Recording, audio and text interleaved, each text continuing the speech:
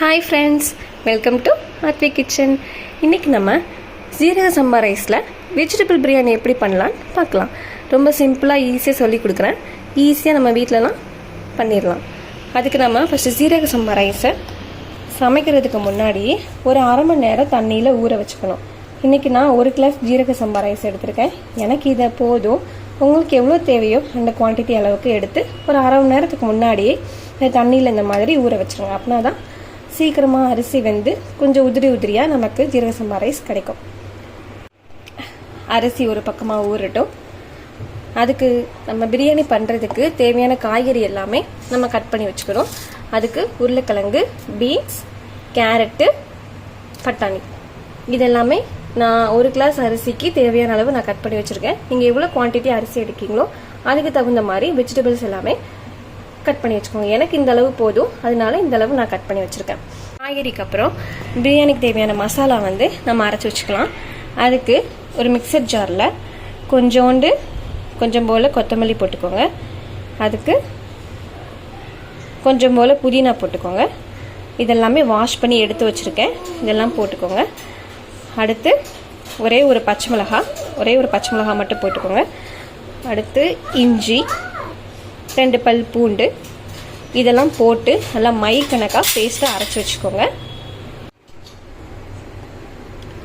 பேஸ்ட்டாக அரைச்சி வச்சுட்டேன். இது நான் 1 கிளாஸுக்கு தேவையான அளவுக்கு கொத்தமல்லி, புதினா, இஞ்சி, பூண்டு, பச்சை மிளகாய் போட்டு அரைச்சி வச்சுருக்கேன். நீங்கள் எவ்வளோ குவான்டிட்டி எடுக்கிறீங்களோ அந்த குவான்டிட்டி அளவுக்கு கொஞ்சம் அதிகமாக போட்டு அரைச்சி வச்சுட்டா தான் கொஞ்சம் டேஸ்ட்டாக இருக்கும். இப்போ இந்த மசாலா ரெடியாக இருக்குது. அதுக்கு அடுத்து நம்ம தண்ணி ஊற்றுறதுக்கு பதிலாக நான் இங்கே தேங்காய் பால் ஊற்ற போகிறேன். இங்கே வீட்டில் எப்போவுமே நான் தேங்காய் பால் ஊற்றி தான் செய்வேன். அதனால் 1 கிளாஸ்க்கு நான் 1.5 கிளாஸ் தேங்காய் பால் எடுத்து வச்சுருக்கேன். 1.5 கிளாஸ் தேங்காய் பால் எடுத்து வச்சுருக்கேன். இப்போது நம்ம பிரியாணி எப்படி பண்ணலான்னு பார்க்கலாம் வாங்க. நம்ம இப்போ குக்கரில் தண்ணிலாம் வற்றினதுக்கப்புறம் கொஞ்சம் போல் ஆயில் ஊற்றணும்.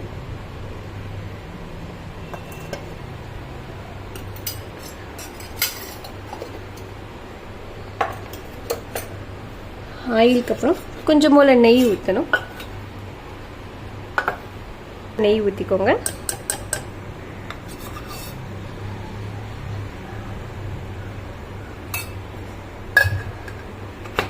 நெய் ஊற்றினதுக்கப்புறம் இதுக்கு தேவையான ஸ்பைசஸ்லாம் போட்டுக்கலாம். பிரியாணிக்கு தேவையான ஸ்பைசஸ்லாம் ஒரு பிரியாணி இலை, 2 பல் கிராம்பு, ஒரு துளி பட்டை, ஒரு அன்னாசிப்பூ இதெல்லாம் போட்டு நல்லா சாட்டட் பண்ணிக்கலாம். அதுக்கடுத்து கொஞ்சம் போல் சோம்பு போட்டுக்கோங்க. இதெல்லாம் போட்டுட்டு கொஞ்சம் நல்லா வதக்கி விட்டுக்கோங்க.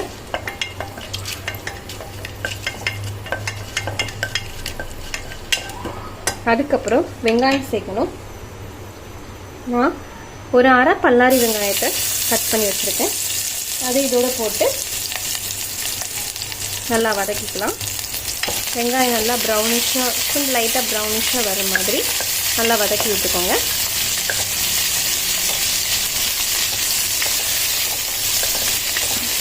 நான் 1 கிளாஸ் சீரக சம்பா எடுத்ததுனால நான் கொஞ்சம் சின்ன குக்கராக எடுத்திருக்கேன். நீங்கள் குவான்டிட்டி அதிகமாக எடுத்தீங்கன்னா கொஞ்சம் பெரிய குக்கராக வச்சு பண்ணிக்கோங்க. வெங்காயம் நல்லா சாட் அவுட் ஆகிட்டுருக்கு. நல்லா வாசனை வருது.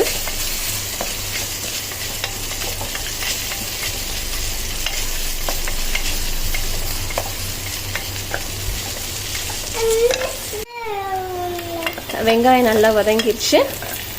இப்போது அதுக்கடுத்து தக்காளி போடணும். தக்காளி போட்டுட்டு நான் 1 கிளாஸுக்கு ஒரு சின்ன தக்காளியாக மீடியம் சைஸாக தக்காளி போட்டிருக்கேன். இதுவும் நல்லா வதங்கணும்.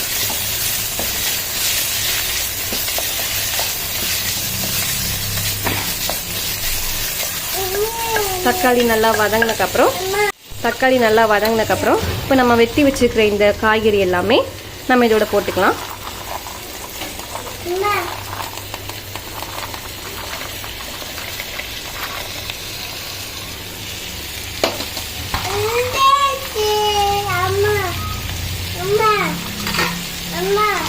என்னம்மா?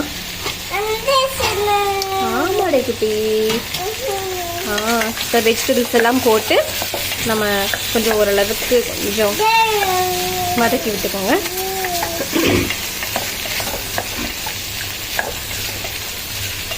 வெஜிடபிள்ஸ்லாம் நல்லா கொஞ்சமே காய்கறிலாம் வெந்ததுக்கப்புறம் சும்மா நம்ம 2 டீஸ்பூன் தயிர் சேர்த்துக்கலாம்.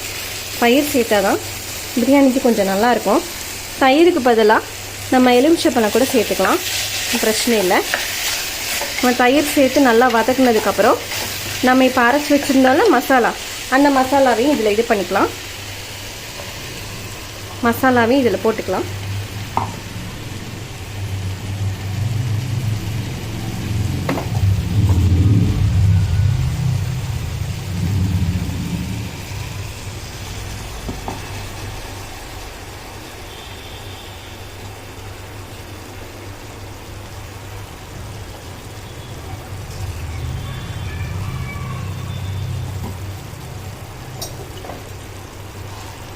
இந்த மசாலாவும் போட்டுட்டு நம்ம நல்லா வதக்கி விட்டுக்கலாம்.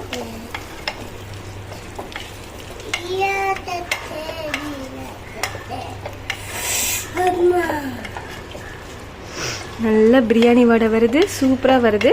சில பேர் பிரியாணி மசாலா போடுவாங்க, ஆனால் நான் அது போட மாட்டேன். இப்படி வச்சாலுமே சூப்பராக இருக்கும். ஹோட்டலில் சாப்பிட்ற மாதிரியும் இருக்கும் பிரியாணி. இப்போது இதுக்கு தேவையான உப்பு போட்டுக்கலாம்.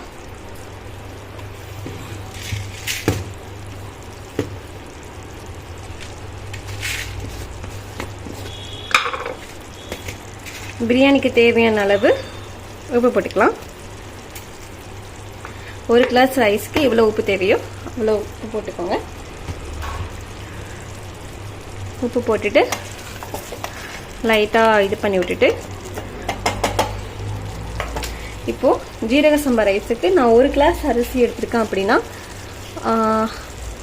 1.5 கிளாஸ் தண்ணி நான் வைப்பேன். அதுதான் என்னோட அளவு. நான் தண்ணிக்கு பதிலாக தேங்காய் பால் சேர்க்குறேன். தேங்காய் பால் சேர்த்து செஞ்சால் கூட நமக்கு நல்லாயிருக்கும். நான் 1.5 கிளாஸ் தேங்காய் பால் சேர்க்குறேன். சேர்த்துட்டு நல்லா மிக்ஸ் பண்ணி விட்டுக்கோங்க.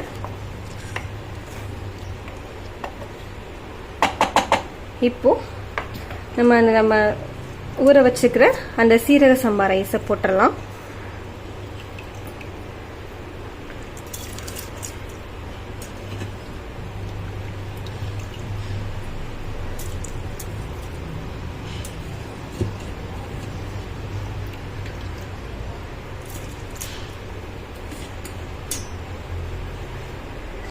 அரிசி போட்டுட்டு நல்லா ஒரு தடவை லைட்டாக மேட்ச் பண்ணி விட்டுட்டு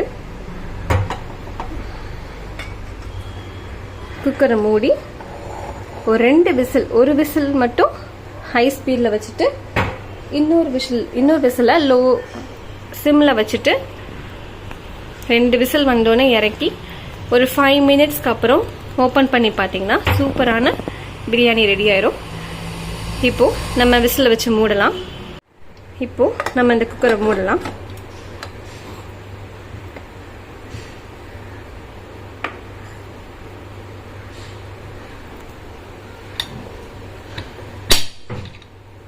குக்கரை மூடியாச்சு. ஹை ஸ்பீடில் வைக்கலாம். 2 விசில் வந்ததுக்கப்புறம் எப்படி இருக்குன்னு பார்க்கலாம். இப்போ விசில் வந்துருச்சு. இப்போ நம்ம அதை ஓப்பன் பண்ணி பார்க்கலாம், பிரியாணி எப்படி இருக்குன்னு பார்க்கலாம்.